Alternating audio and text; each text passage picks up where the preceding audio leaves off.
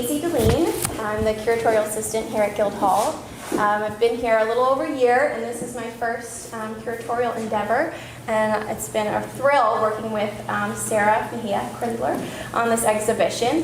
I think it came together really, really nicely. I wanted to thank Sara for all this beautiful work, most of it new and unique to this exhibition.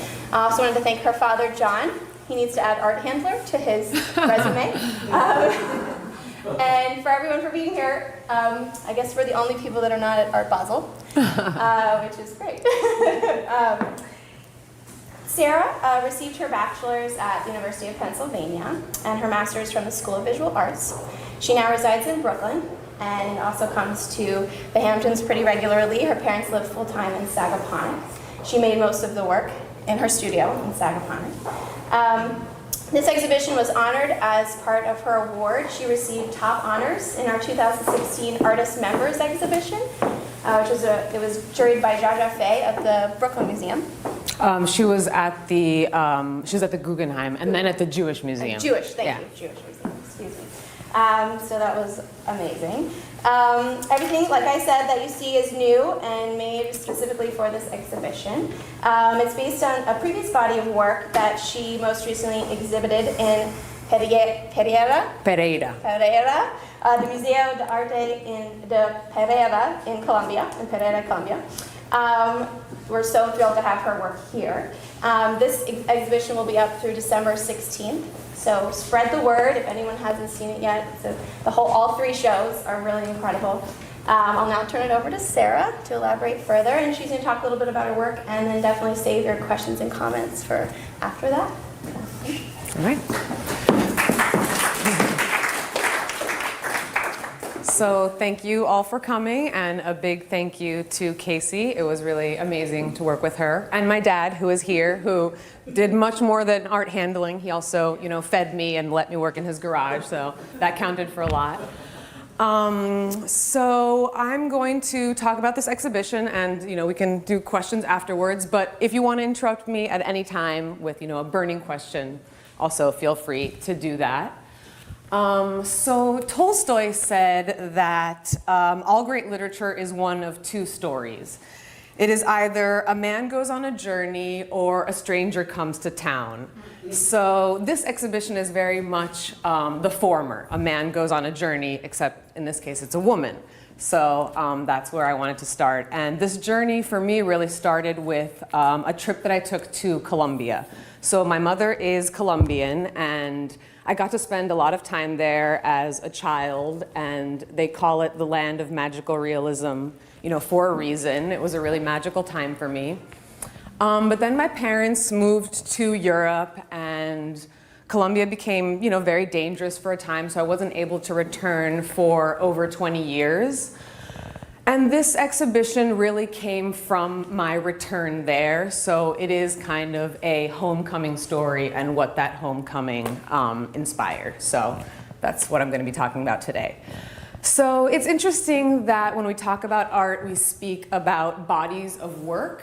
We talk about bodies of work, and I'm really not sure where that expression comes from, but I should probably investigate and find out how it started. But I think it's particularly relevant to this exhibition because, as you may notice, there are a lot of body parts here. So I'm going to try and talk about each work specifically, but also talk about it as, a part of the body, and see how that all comes together. So the first one I'm going to speak about is this piece here. It is called Nova. And I really wanted to include this work in the exhibition because it is how I won this exhibition. Not this work specifically, but a similar work I exhibited in the annual members exhibition. And it's how I won. So I wanted to pay tribute to that because I'm grateful to it. So this is a styrofoam. It's made from styrofoam. So I'm going to explain the process a little bit. I'm going to be talking a lot about mold making, which is kind of complicated because it goes back and forth between positive and negative. So it's a little bit confusing if you don't haven't actually done it yourself. But this work also speaks to where I was coming from before my trip to Colombia, so it's a good place to start. So this is made from Styrofoam, and I started collecting Styrofoam when I moved to New York for graduate school. One of the things that really struck me about New York was the trash. It was really heartbreaking to see just how much garbage there was everywhere. I'd never seen garbage on such an epic scale. And I think partially out of just the desire to save these things from the landfill, I started to collect Styrofoam. My friends also started to collect Styrofoam for me. There are a number of you here, and I'm grateful for all of your hard work. But I can't collect anymore because it's embarrassing how much I have. So I started to work with Styrofoam. I also thought it was a really interesting contemporary material to be using just because it spoke a lot to the times. You know, it's light, it's cheap, it enables consumption on this kind of epic scale. It's not biodegradable, it's going back into the earth, and really it's toxic. So that's one reason why I was collecting it. I also found it strangely beautiful. So it was kind of these two sides to the material that really attracted me to it. So for a long time, Styrofoam was my main material. So this is a relief sculpture. So I took a sheet of Styrofoam and then I carved into the sheet. So it's an interesting way of working because you're actually working backwards. You know, I'm not seeing the marks that I'm making as I'm carving. So I kind of have to imagine how it's going to turn out. So the hard part about that is that there are a lot of failures along the way. You know, you have to scrap a lot of them because you think you've done something interesting and then you make it and it's really not so good. But the fun part is the surprise. It's always a surprise because you pour the plaster onto the Styrofoam, then you peel the Styrofoam away, and this is what is left. So it's plaster, but it has, you know, the texture of Styrofoam. So it's kind of like opening a present, and that's very exciting to see, you know, what happens. And this work, you know, more than some of the others, is really about mark making. And I think as an artist, it's really interesting. You know, we think a lot about mark making and about what we're leaving behind. And there's a German writer, theorist, who said that a civilization's most telling and illuminating artifacts are not its high culture, but its disposable and throwaway creations. And this quote has always really spoken to me because I think as artists, we think about the marks that we're making, and I think it's just more important than ever to really think as humans and as a society about the marks that we're making, you know, especially on this planet. So this Styrofoam landscape is really, for me, about, you know, speaking about kind of that legacy and, you know, thinking about that. So this is kind of the brains of the exhibition, as I like to call it, or the head here. So if this is kind of the brains of the exhibition, I would say that, you know, this work here is the body, kind of the guts. So this piece, these are kind of idols or icons, and they really speak to my interest in art that is sacred. And, you know, if you look at the history of art, we've been making art for, you know, what, let's say 40,000 years, more than 40,000 years. If you look at the history of art, most of art has been about, you know, worship and about something sacred. So it's only really recently that the role of art has started to change. So for most of art history, you know, worship and the sacred qualities of art were really inseparable. And that's something that I've always been really interested in. You know, I love going to the Met. I love seeing these magical works of art. You know, they literally were thought to have magical powers, and I'm really interested in that kind of power. I think, you know, contemporary art has moved in kind of a different direction. It's very interesting, but at some point, art became less about the sacred and more about, you know, challenging the status quo, or about critiquing society, or about self-expression, or about, you know, breaking the mold. So there's these two sides to the artistic kind of impulse. The one being, you know, the sacred, the desire to glorify, to kind of build the myth. You know, that type of work is really about mythology. And then I think a lot of contemporary art is more about kind of breaking down mythology and kind of poking holes. So those are the two roles that I'm kind of interested, the secular and the sacred, and it's something that I really struggle with. And this is really where those works kind of came from. You know, is my job to create idols or to kind of tear down false idols? But the great thing about art, and I think my favorite works of art today are the ones that kind of manage to do both at the same time. And that's really what I was kind of thinking about when I was making these works, is how can I, you know, plug some holes, but also kind of poke holes at the same time. So that's where these works started for me, with this kind of conflict. So these are female figures, and I was having a show in 2015 at a gallery in Brooklyn called AIR Gallery, and it is a gallery that's dedicated to showing the work of female artists, women artists. So it's at this time that I started to use the female figure, because I was thinking a lot more about what it was to be a woman and a woman artist, and I really wanted to address that. So I started using these female figures. I started using Barbie doll packaging to make figures. I started using Wonder Woman, and I started using this mannequin. So this is kind of a recurring motif, one of my protagonists, as I like to call them. So to make this work, really, it started as a mold. So I had this shape that you see indented was actually the positive. It was the actual, you know, mannequin. And I wanted to take this plastic, disposable dollar store mannequin and make it in clay. So in order to do that, you have to make a mold. So this is actually the mold. And the interesting thing, or one of the exciting things about being an artist, is that you have a plan, but you can deviate from your plan at any point in time when a wonderful accident happens that is more interesting than where you were going. So that's exactly what happened in this work. I was intending to take this mold and produce a terracotta piece out of it, but when I cast the sculpture, the mold was actually a lot more interesting to me than the piece that I was going to produce. So that was very exciting, and you know, mold making is really an important part of my work, and I think it's just like everything that we consume really that isn't made by hand most likely came out of a mold. So like this technology, it's a very ancient technology, but we've taken it to these kind of epic proportions. But everything you're buying is probably coming out of some kind of mold. Like toilets are made like this. They have this plaster thing. They fill it with liquid clay, and then out pops the toilet.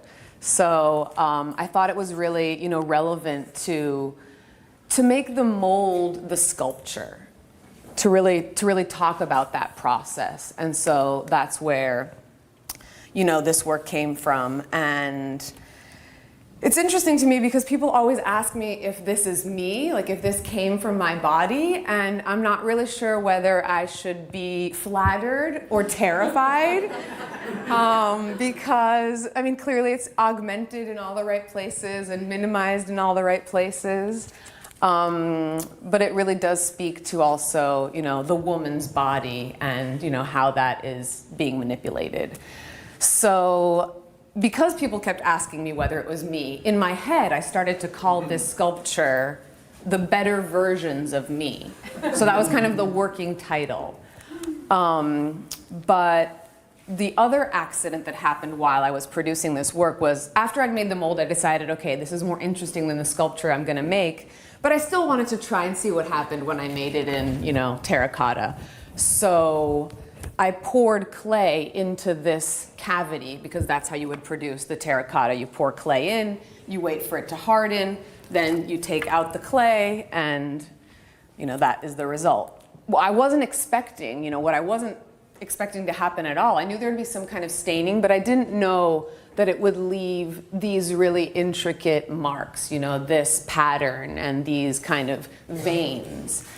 And that was absolutely, so exciting for me. It was the most exciting part of the process. And this work is actually called The Last Word because the clay or the earth is what has the last word. And I think it's another really interesting part of the process because I'm not fully in control of how this work is going to turn out. And I think as an artist, that's really interesting, when you're thinking about artistic agency and when you're thinking about, how much control you have and what your power is. I really liked that I was giving the power of finishing the work back to the earth as opposed to myself. And also just the element of surprise and seeing, what kind of nature and this natural process was going to do. So it's called The Last Word because the earth literally finishes the work and, ultimately the earth will always have the last word. So I really wanted to pay tribute to that. So that is, the guts of the exhibition. And then I want to move over to this piece over here. And this work is really where, the story about Colombia is going to, come back more into play here. So not only did I get to go back to Colombia, but I also had the amazing opportunity to have an exhibition there. And so that's really where all of this work started for me. So I was having this exhibition in Colombia, and I knew that I didn't want to just bring the work that I was making in New York to Colombia. Like as I did with this exhibition, and as I generally do, I always like to respond really site-specifically to each place. Like as an artist, you're kind of very sensitive to your surroundings, and I feel like that is my job really, to kind of respond very specifically to each place. So I turned to history as my, starting point to see what I was going to do for this exhibition. And before becoming an artist, I actually studied history and briefly considered a career in academia, but I like playing with mud and making stuff with my hands way too much to sit around and write papers, so I became an artist instead. But history does really continue to inspire me and play a big, role in my work. And I find myself more and more attached to history these days. We live in this crazy time where it's all about progress and change and the future. And I think that's really important. There's a lot of things that we need to change, obviously. And I certainly do not advocate for going back, but I am really interested in looking back. And I think that's partially where the title of the exhibition came from, In Back of Beyond. Just because there is a lot to learn from history, and if we forget about it, I just feel like we're gonna make the same mistakes over again. And so that was something I was really thinking about, the number of talks that you go to now where people are all about changing the world and the future. It's a little bit frightening for me at times, I have to say, because I do have a great respect for history. So that's where this work started. History. So in the second grade, I had to write my first paper. And the topic was, I was going to an international school, so the topic was, where are you from? And you had to write a paper about where are you from. So I chose Colombia because I was in Belgium and I loved Colombia. So, I started doing research with my mom and, cutting out the flag and drawing the map and looking at parts of Colombia that I wanted to write this, paper about. And so one thing that I really remembered was the flag, and my mother explaining to me what the Colombian flag meant. So the top half of the Colombian flag is all yellow. Then there is a band of blue and then a band of red.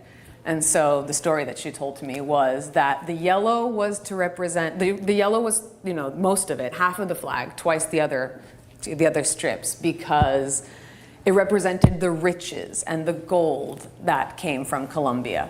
And then the blue was for the two oceans, because Colombia has both the Pacific and the Atlantic coast. And then the red was for the bloodshed in the independence. So I knew that I wanted to talk about gold just from that, first story, because it was something that had stuck with me. So I started researching, pre-Columbian gold, and that's really where this exhibition started. And also I'd seen a lot of contemporary art when I was, in Colombia.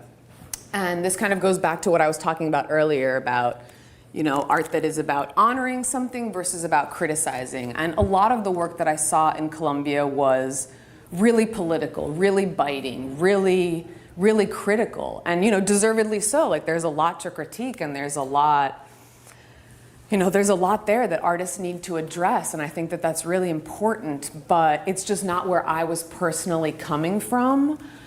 I wanted to come more from a place of like honoring something or loving something. And also, as a Colombian living in the United States, it's really heartbreaking because you tell people, I'm from Colombia, and you hear about narcos, and you hear about, just a legacy that is obviously part of the country. But I just wanted to bring in another part of the story. I just didn't want to talk about that. I wanted to talk about something else, something really beautiful. So that's why I started to look at, pre-Columbian gold work. And it's interesting because it's also a part of art history that really gets glazed over. Like, the amount of time that I spent learning about Egyptian art is astounding, but pre-Columbian art is so sophisticated and so beautiful, and it's just not given the attention that it deserves. So I wanted to give it, attention. So I started researching pre-Columbian gold and learning about how beautiful and sophisticated it was. And I'm just going to read a quote here. Some of the pre-Columbian gold, a lot of it was melted down, so people in Europe really didn't get to see a lot of it. But some of it did actually, make it back to Europe. And Albrecht Dürer, who was a really well-known engraver and an artist that I also love, he had the opportunity to see some of this work, and this is what he had to say about it. He was the son of a goldsmith, so he happened to see the treasures, and he could really appreciate them because he knew about the process. So he said, "Never in all of my life have I seen things that delighted my heart as much as these, for I saw among these amazing artistic objects, and I marveled at the subtle ingenuity of the people of those distant lands." And really, that's how I felt when I was looking at this work, because it was just so sophisticated. They were far more advanced in their gold working than the Europeans were. And so that is how kind of this piece started, looking at pre-Columbian gold work. Unfortunately, the more I continued to read about this history, the darker the story became. Because once you start, when you're reading about, pre-Columbian gold, and you're reading about, how the indigenous people felt about gold, it's really a beautiful story. It was this magical material for them. It was, supernatural. It was connected to the gods and connected to the sun. And, that is kind of the glorious side of gold. And gold is this really kind of cosmic and magical material. So that was, one side of the story. But when you start reading about, the conquests, like, the story becomes extremely dark and extremely heartbreaking. So even though this work started from this place of I want to do something positive, I just couldn't ignore the dark story that started to emerge. So, this work also talks about that, kind of the ugly side, the greedy side, the murderous side of what gold inspired. So this work is called El Dorado because the legend of El Dorado is from Colombia, and it is really what, inspired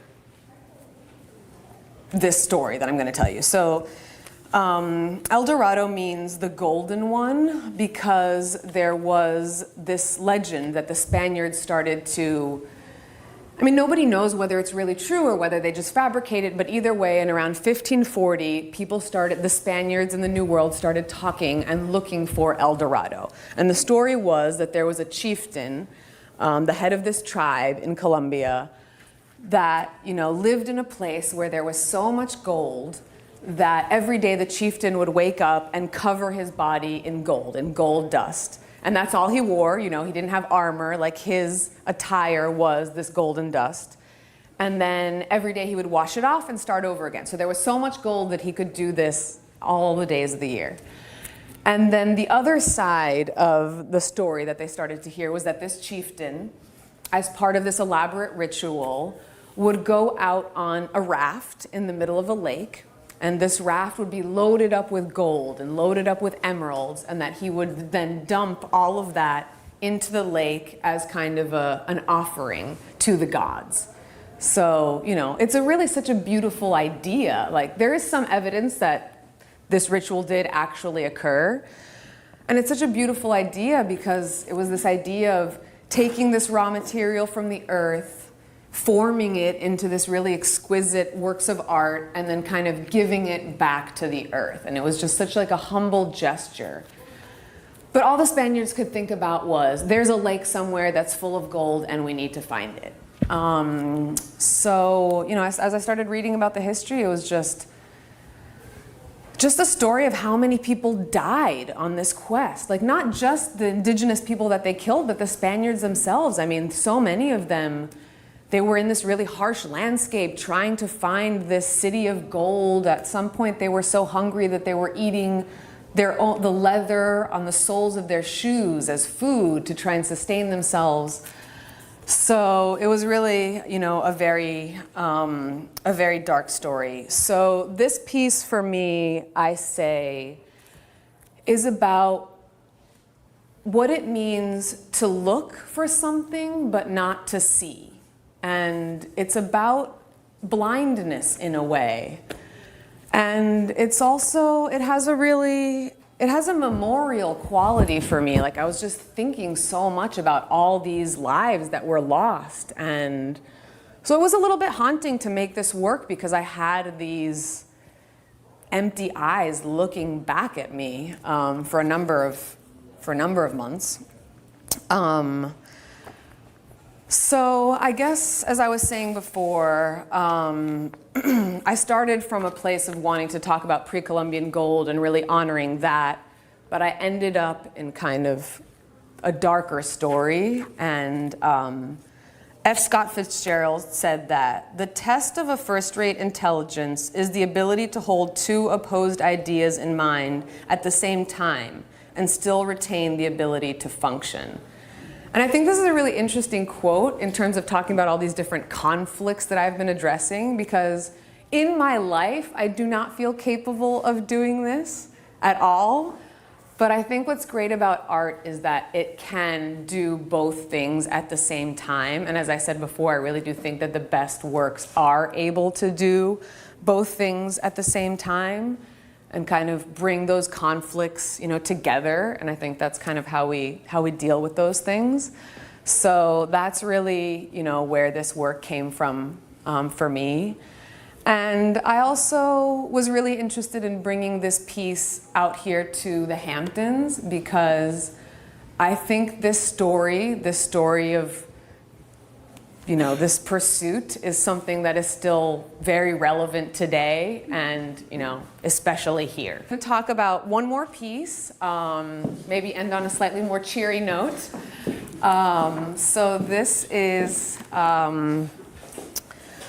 this work here these are terracotta. Both of these are made with terracotta, so it kind of relates also to the works that I talked about earlier. And this is another kind of change that my trip to Colombia really inspired. I hadn't really worked with red clay before, but there's another anecdote, which is, so a lot of the pre-Columbian gold that was discovered, the Spaniards didn't care about the artistic value. They literally just wanted the material.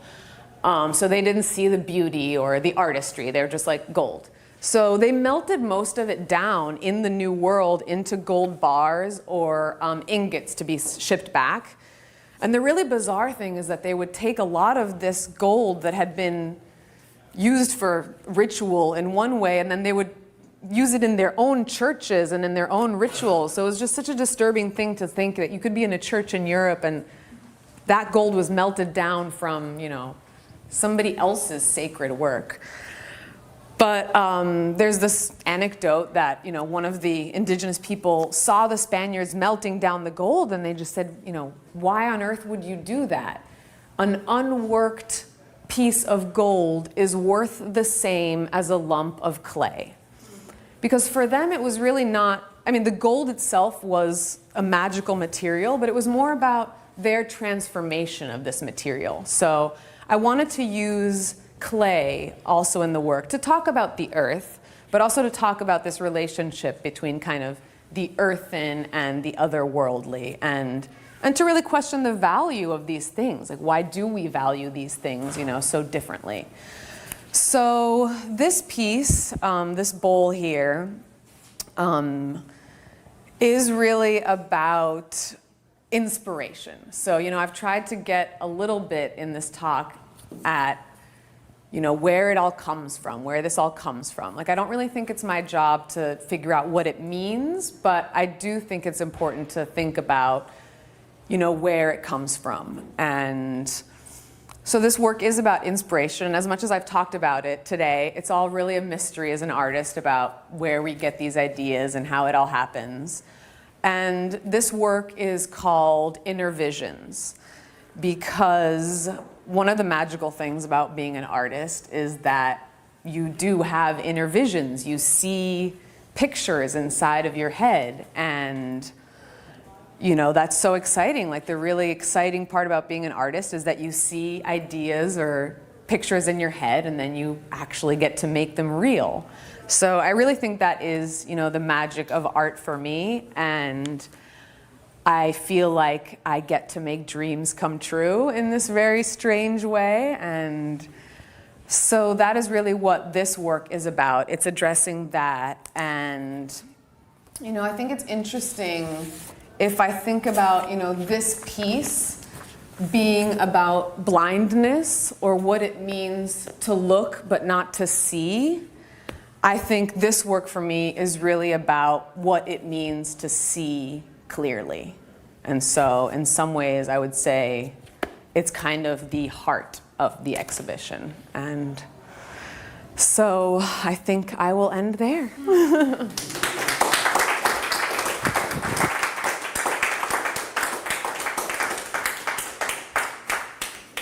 So yeah, if anybody has any other questions, you know, I will say that actually I didn't really speak specifically about this piece, but this is where I'm going next. So this is this pile of kind of broken hands. I wanted to end on a light note, so I didn't, you know, want to talk too much about that. I'm glad you went back to that. But because I was, yeah, but I'm going back because it's what I'm working on for my next exhibition. I'm going to be having a show in Brooklyn next at a wonderful gallery called The Chimney.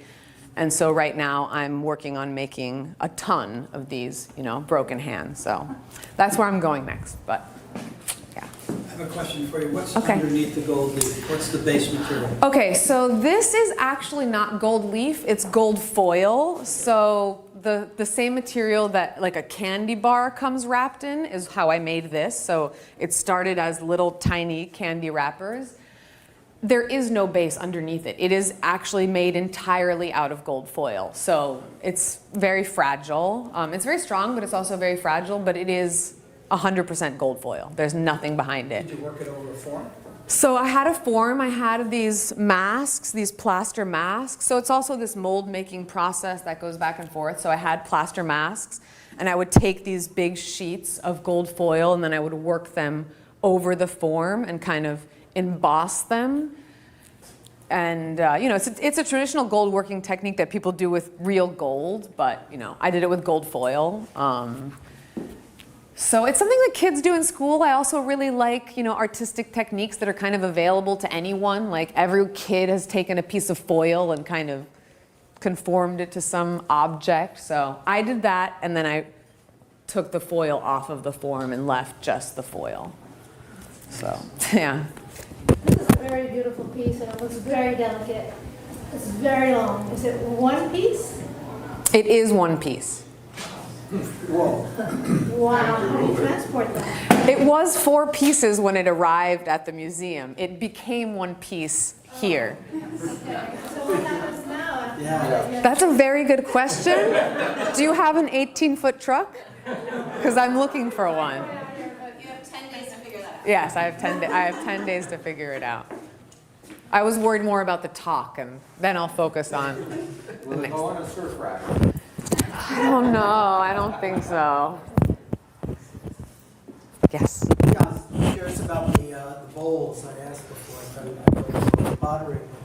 But, No, they're actually made out of concrete. I wanted to have a color contrast also. I didn't want to, I like to use construction material a lot. So plaster is this very basic construction material. So I really wanted to use, concrete and, some basic construction material to make these bowls. And I also really liked the color, the contrast between kind of the warm terracotta and then this kind of cooler, blue material. So they're made out of concrete. But I was really thinking about, they're kind of offerings. I wanted them to have the feeling of these kind of offerings. So that's kind of where the shape came from. They were molded around an object. But yeah, they're fabricated concrete. So, yes. I have another question. Okay. Conceptual question. Yes. Not a technical one. Okay. So this piece is in honor of pre-Columbian art, gold, that tradition, and you have picked a sequence of masks that you made or were they found? Mm-hmm. They, to me, seem to be in the style of Venetian masks. Mm-hmm. Was that a conscious thing? That was something that, I was looking at, pre-Columbian masks, death masks. So that was not a conscious thing. This was more, conceptually, I was thinking more about the faces as bricks. So I started with, a mask, but I really wanted them to feel like bricks, and I wanted to build what felt like a wall. So I wasn't specifically thinking about Venetian masks, but I was thinking just about turning them into bricks that would be part of this architecture. I wanted them to become almost architecture. Well, it's interesting that you bring up that it's from death masks. Yes. Also. Or ritual masks. They made, really beautiful masks that you were supposed to be buried in. Gold has always had this connection to immortality and the eternal. So that's really where they came from.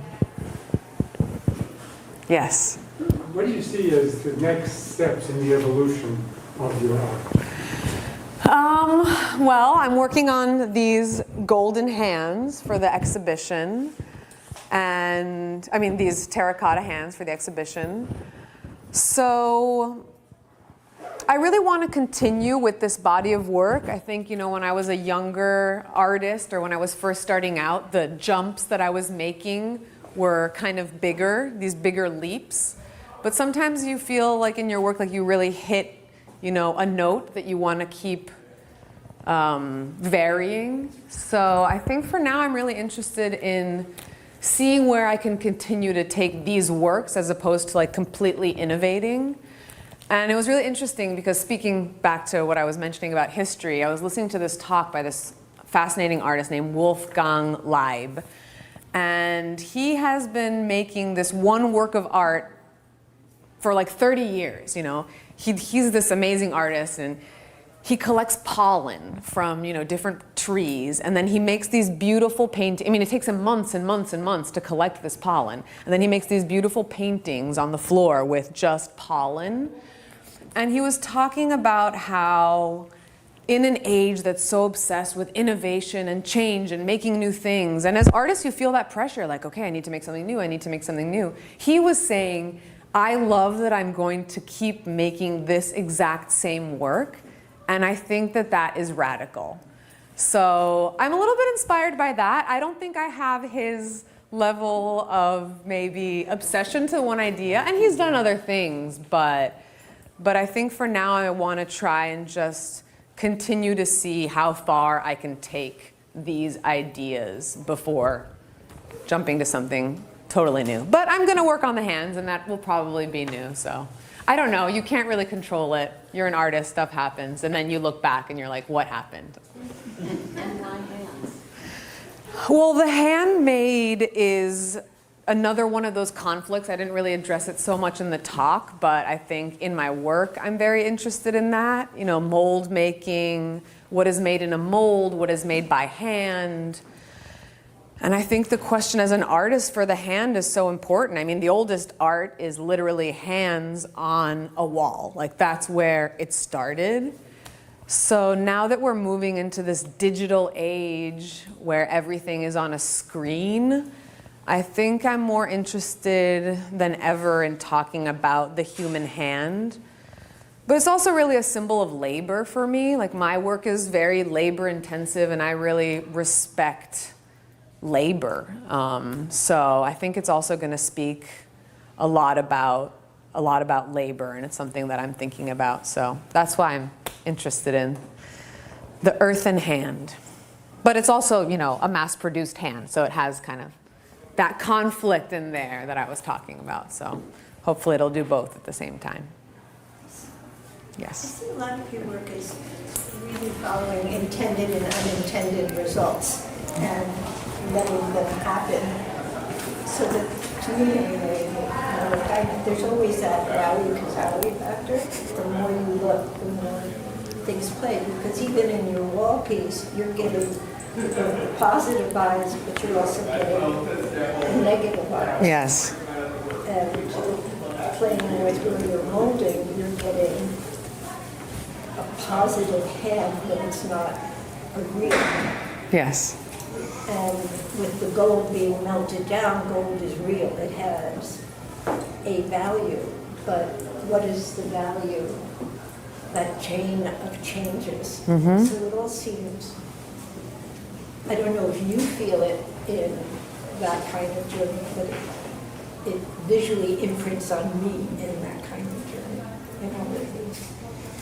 I mean, yeah, that's such a great comment, because, I mean, that is really one of the fun things about being an artist, is that, you know, I'm discovering all of this as I'm making it, you know.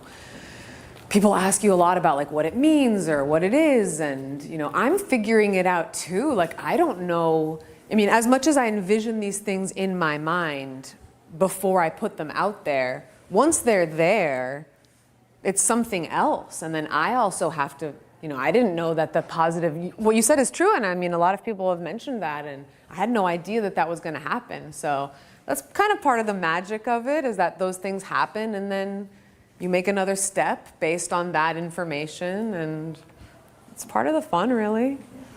There's not so many other professions maybe where you get to just play like that and learn so much always. yeah, not be in control of everything that's happening. It makes me think of an earlier exhibit where you, I don't remember the full title, but it had Anthropocene. Is that a theme that cuts across your work? Yeah, I really didn't talk about that so much today, but it is definitely a theme that cuts across. So the Anthropocene is, for those of you who don't know about it, is this term that geologists came up with that talks about how our impact on the planet is so great that we're actually in a new geological era. And it's something that geologists are arguing about. And I think it goes back to this mark-making issue of, you know, the marks that we're making on the earth. And that is really a big concern for me. And I think it is in this exhibition. I think I looked more kind of at the origins of that. Like in the other exhibitions I've had, it was talking more about how that idea is playing out now in the, you know, in the world. I think this exhibition was more about looking back to, like, how did this all start? So I think that's why I was so interested in this kind of story of kind of greed, because, I mean, I think that's really how we've gotten here. So I think it's more of like the origin story in a way of like how did we start down this path. But so it's in the work here too, and I'm sure it'll continue to find its way back in. Yeah, and I just wanted to say a big thank you again to Guildhall and to Casey